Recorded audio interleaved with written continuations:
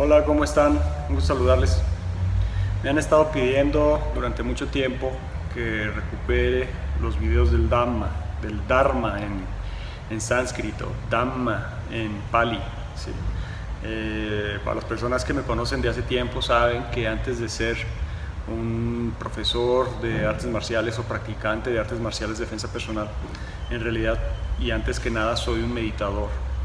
Tengo 22 años de experiencia en budismo Theravada y pues me han estado pidiendo que comparta esa experiencia y con gusto. Hablar sobre las enseñanzas de Siddhartha Gautama, el Buda, en la escuela Theravada es demasiado amplio, demasiado extenso y sobre todo no se debe hablar de ellos, sino se debe practicar. Sin embargo, este video es para invitarlos por medio de mis palabras a que les surja el interés por la práctica de la meditación y de caminar el sendero del Dharma o del Dhamma, así se dice, Dhamma, en la lengua antigua Pali, ¿sí? La lengua que hablaba Siddhartha Gautama. Y para empezar por algún lado, en las enseñanzas de Gautama el Buda, pues me gustaría empezar con las 4 nobles verdades. Esas son los conceptos más importantes de la enseñanza de Gautama el Buda, porque si no se comprenden estas 4 nobles verdades, pues no hay por dónde empezar ni cómo empezar.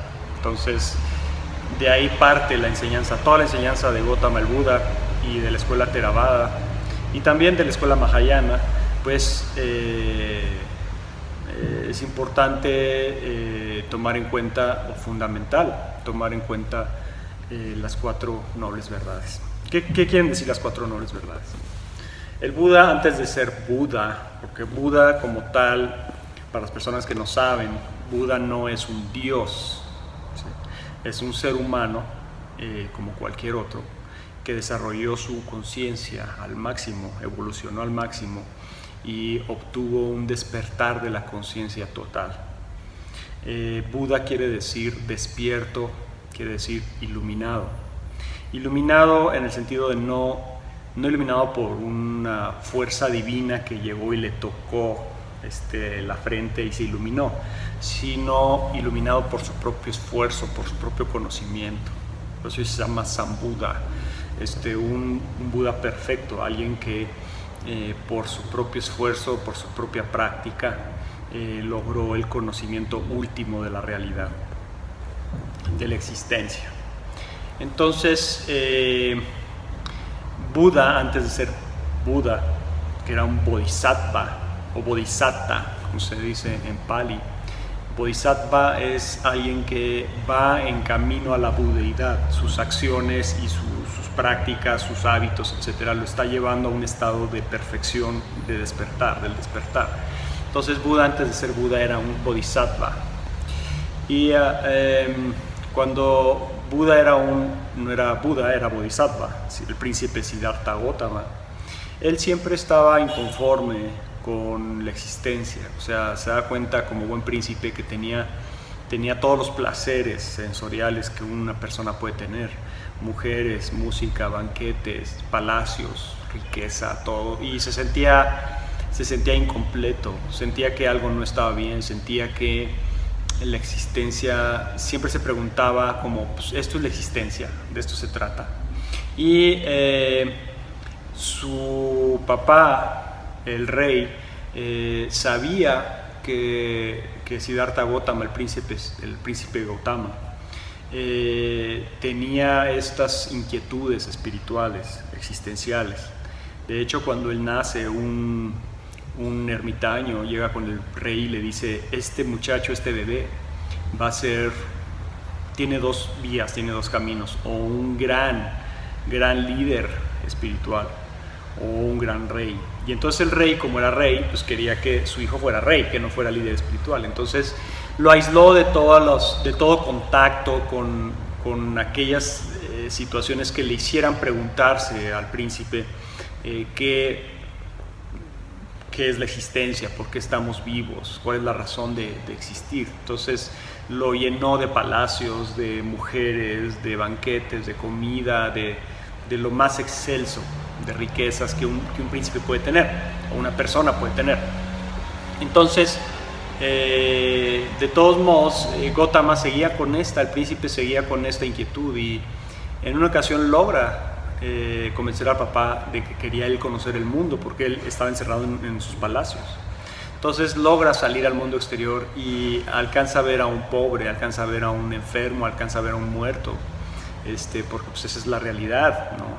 Cuando no vives en una burbuja, ¿no? De riqueza y de placeres sensoriales. Entonces, cuando ve eso, él le entra un shock, o sea, se impresiona y no comprendía cómo es que alguien podía estar así de viejo, cómo alguien puede estar así de enfermo, cómo alguien podría morir. O sea, cuando ve un cuerpo, dice, ¿cómo? O sea, existe la muerte. O sea, imagínense a qué nivel lo tenía aislado el papá.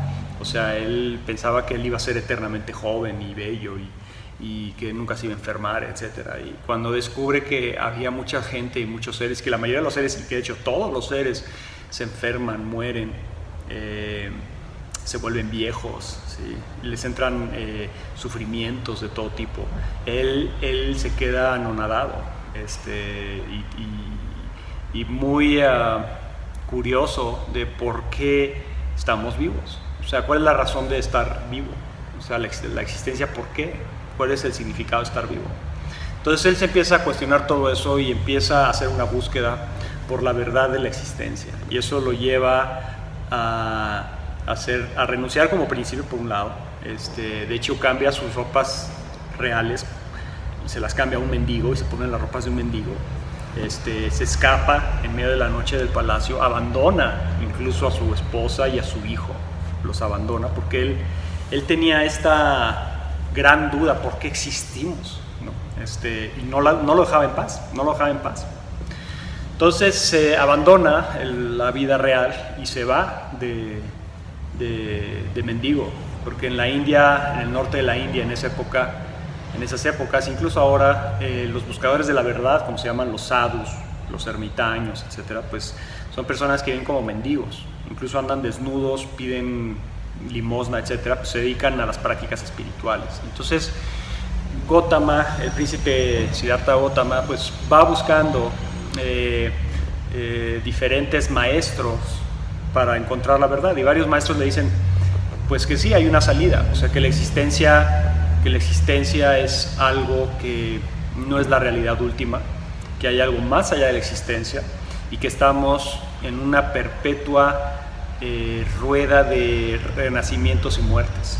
O sea, que morimos y volvemos a nacer, y morimos y volvemos a nacer una y otra vez durante prácticamente millones de años. Entonces esto a Siddhartha Gautama le resuena y dice, bueno, ¿por qué tenemos que renacer una y otra vez y pasar por los mismos sufrimientos? O sea, el nacer es un proceso de sufrimiento. O sea, naces y sientes frío, sientes desconsuelo, necesitas consuelo de tu mamá, que te den de leche, que te den de comer, y en ese proceso puedes morir, puedes sentirte enfermo, te puede dar fiebre, y luego cuando ya eres más joven tienes una serie de inquietudes y de confusiones, y mucha gente pasa hambres, y mucha gente se le mueren sus seres queridos, se le mueren sus papás, se le mueren sus hermanos, se quedan solos, o a la edad más o menos, no sé, adulta, empiezan a tener parejas y amores, ¿no? Y los amores, todo aquello que se junta se separa, y entonces no es para siempre el amor, y de repente se enamora uno de alguien y esa persona se va con otro, o se muere, o uno se va con otra persona, y todas esos cuestionamientos pues se los hacía y decía, bueno, esto una y otra vez, ¿no? Y luego ya más de viejos, pues el proceso de envejecer pues es un proceso de achaques, de enfermedades, de sentirse cada vez más cansado, de que se te va energía vital, de dolores, etcétera, ¿no? Y luego pues el proceso de morir, o sea, el morir, y ¿qué pasó? Ahora muero y vuelvo a nacer y otra vez lo mismo. Entonces él se hizo esos cuestionamientos. Todo este conocimiento, esta sabiduría de los ciclos de renacimientos, y no me refiero a la reencarnación porque no es lo mismo. Hay gente que confunde la reencarnación con el renacimiento, y la reencarnación es muy distinta. La reencarnación es la idea de que hay un alma eterna que encarna una y otra vez en un cuerpo humano o en un cuerpo animal, etc. Y el renacimiento, desde la perspectiva budista, es muy distinta. No hay un alma eterna que sea inmutable, sino que más bien somos un conjunto de fuerzas mentales y emocionales que estamos transfigurándonos constantemente, y que cuando ese cuerpo donde está todo ese conjunto de emociones y de mentes y de conciencias se muere, ese cuerpo, esas transfiguraciones o esa estructura mental se coloca en otro óvulo y en otra fecundación, y entonces vuelve a surgir otra vez la conciencia, pero de una forma distinta. Por eso nosotros no nos acordamos de nuestras vidas pasadas tan fácilmente, o no nos acordamos. Si fuéramos personas que fuéramos eternos mentalmente y siempre fuéramos lo mismos durante tantos y tantos miles de años, entonces nos acordaríamos de todas las vidas, pero la verdad es que no nos acordamos. Entonces este es un poco la conciencia o es un poco la sabiduría del budismo, o sea, de la conciencia de que sí estamos en un ciclo de renacimiento, no de reencarnación. A veces renacemos como perros, a veces renacemos como mariposa, a veces renacemos como humanos, y todo el tiempo las mentes van cambiando y vamos cambiando y siendo diferentes en cada vida, ¿no? Entonces es importante hacer este paréntesis para entender realmente cómo es este conocimiento, esta sabiduría. Este conocimiento viene desde los Vedas, ¿sí? Desde los Upanishads, incluso de atrás. Es un conocimiento que tiene más de 5.000, 6.000, 7.000 años. Es un conocimiento antiquísimo que ha ido permeando toda la cultura en la India, ¿sí? Y Buda pues no era ajeno a esto, no era ajeno. Lo que pasa es que el Buda hizo una revolución dentro de ese conocimiento, porque mucho de ese conocimiento se prestó para hacer el sistema de castas y todo este tema del Atma, del alma eterna que nunca cambia. Y Buda decía, no debería haber sistema de castas porque todos somos iguales, y dos, el Atma no existe. Somos seres que todo el tiempo estamos mutando, ¿sí? Todo el tiempo estamos cambiando. Entonces, se está alargando un poco el video, yo creo que voy a tener que para hablar de las 4 nobles verdades, porque yo les dije, el video hablar de la enseñanza de Buda es demasiado extenso. Entonces yo creo que van a ser muchos videos. Entonces ahorita para poder hablar de las 4 nobles verdades que yo quería hablar con ustedes, primero tenía que explicar de dónde viene esta sabiduría, quién redescubrió esta sabiduría y quién la compartió al mundo, ¿no? Y por qué es tan profunda, ¿no?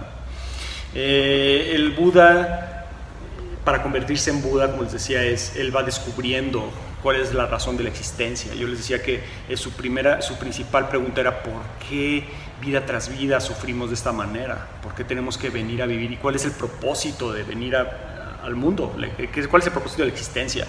Y ahí es donde él descubre las 4 nobles verdades. O sea, ahí es donde descubre él, a través de ir maestro con maestro con maestro, hasta que llega un punto donde ningún maestro le satisface, y empieza a encontrar por sí mismo una práctica personal que lo lleva a una conciencia súper sutil, súper profunda de la existencia, y eso le permite entrar en un campo diferente y encontrar la verdad última y entender cuál es la verdad de la existencia, que se divide en cuatro nobles verdades. ¿Por qué se le dice noble? Noble viene de la palabra arilla, ¿sí? Arilla saca, ¿sí? Las 4 nobles verdades es que toda aquella persona que conoce esas verdades se vuelve un ser noble, se vuelve una arilla, se vuelve un ser que entiende la existencia en su totalidad. Entonces, nomás tengo 15 minutos para el video, y en un próximo video hablamos de las 4 nobles verdades. Realmente este video creo que fue para la introducción de las 4 nobles verdades, pero no pude expanderme más para hablar de realmente las 4 nobles verdades. Pero el próximo video, les prometo, mañana, que hablamos y les expongo las 4 nobles verdades. Un abrazo a todos.